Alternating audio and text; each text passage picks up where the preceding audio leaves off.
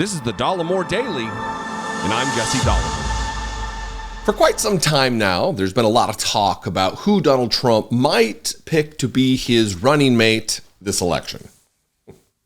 Will it be Kristi Noem? Will it be a genteel stateswoman like Marjorie Taylor Greene? Elise Stefanik? I mean, really, some of the choices that have been put forward and even considered publicly by Donald Trump are a disaster.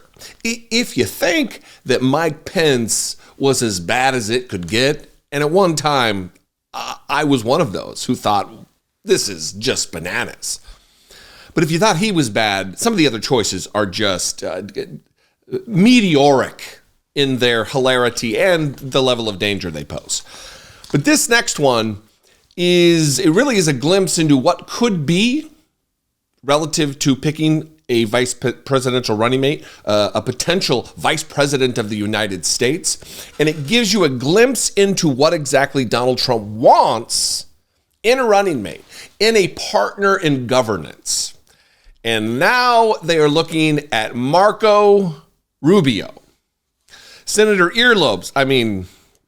Rubio from Florida, someone who is an absolute bending the knee, obsequious lapdog for Donald Trump. I know I'm fond of using that, but there is no more apt term than lapdog, than servile mutt for Donald Trump. Someone who ran against him, someone who was a pugilist with Donald Trump in the 2016 campaign for about 15 minutes before Donald Trump broke his little spirit and made him into the Trump worshiper that he is. He's like that character in Game of Thrones that just gets tortured and wrecked and turned into a little servile mutt. I don't know the characters that well. Let me read just a few paragraphs from this NBC article. Trump eyes Senator Marco Rubio as potential VP pick.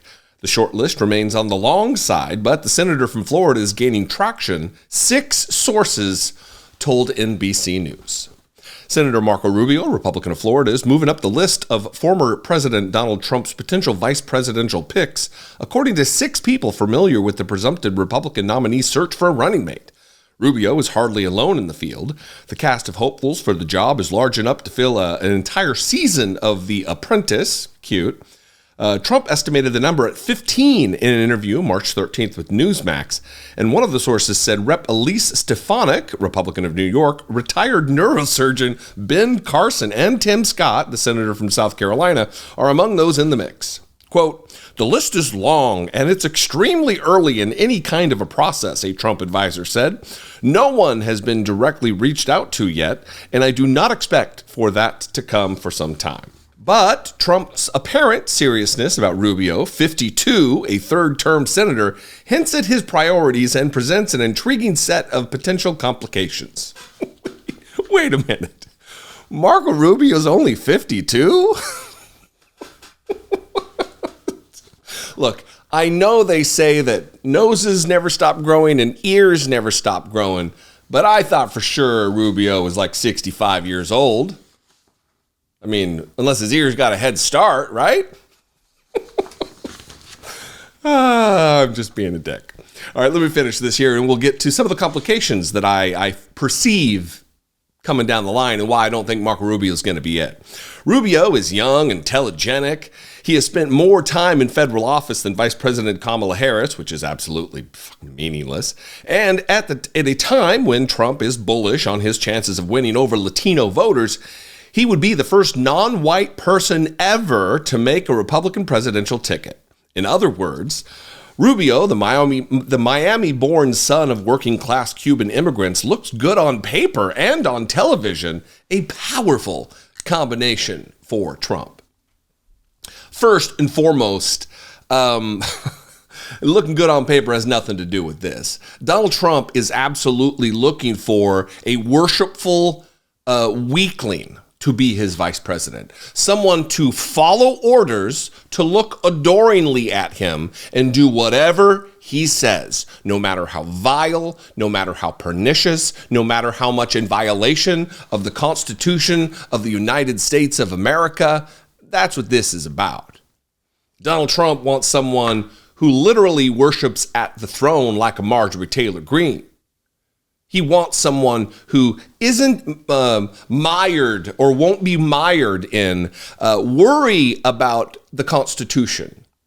He's looking for someone who is just slightly, or we'll put it this way, he's looking for someone for whom Mike Pence is slightly more loyal for some reason to the Constitution, has slightly more integrity, Mike Pence, than someone he wants to be his new vice president.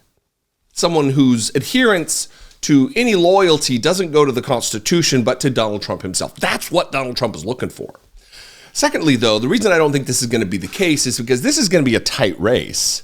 And Donald Trump needs every single vote. He's not worried about the popular vote. He won the presidency by not winning the popular vote the first time, and then luckily the second time the Electoral College came through.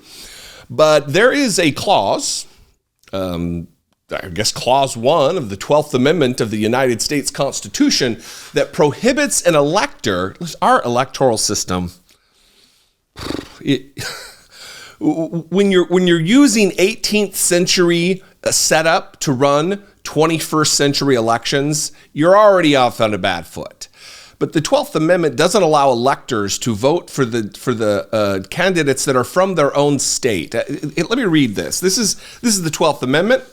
The electors shall meet in their respective states and vote by ballot for president and vice president, one of whom, at least, shall not be an inhabitant of the same state with themselves. And then it goes on to say some other things, but this is kind of some ambiguous territory relative to the qualification, how many votes they would get because of this same state thing. So, for instance, when George W. Bush ran for president in 2000, Dick Cheney, his running mate, the future vice president of the United States, moved from Texas, where George W. Bush was from, and moved back to his home state of Wyoming. And right now, Donald Trump, contrary to what idiots think, isn't a New Yorker anymore. In fact, he just voted in the Florida primary, the same state from which Marco Rubio hails. So this will be a complication, and I think it's too much of a complication in such a tight race for Donald Trump to undergo. Anyway, a lot. What do you think? Who are your top 5? An honest question. Let's list them in the comments. Who are your top 5 choices for Donald? Not your choices. Who do you think his top 5 choices are?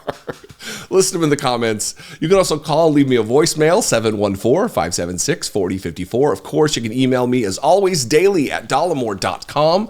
I would love to hear from you. If you appreciate what I do, if I bring you value, consider supporting and producing the work on this channel. Click the join button below. For $2 a month, you can become a channel member. For $2 a month, you can also go over to patreon.com/IDoubtItPodcast and help support this work there. I would appreciate it. I will see you on social media if you show up. It's a party. A terrible, terrible party. I am at Dollemore everywhere. I'll see you next time. Until I do, be genuine. Take care of one another.